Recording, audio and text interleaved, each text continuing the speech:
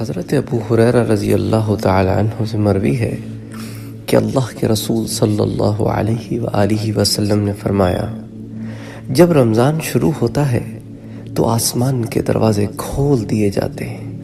اللہ اکبر، اللہ اکبر۔ اور ایک روایت میں یوں الفاظ آتے ہیں کہ جنت کے دروازے کھول دیے جاتے ہیں اور جہنم کے دروازے بند کر دیے جاتے ہیں اور شیطان زنجیروں میں جکڑ دیے جاتے ہیں۔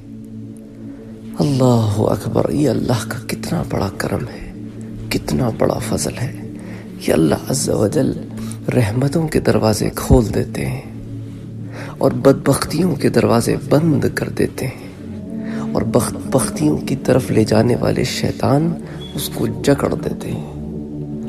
تو کتنا پیارا وقت ہوتا ہے انسان کے لیے کہ وہ اپنے اعمال کی طرف نظر کرے اور کوشش کرے کہ اس کا نفس جو اس کو گناہوں کی طرف لے کے جاتا رہتا ہے اس کو پاک کرے۔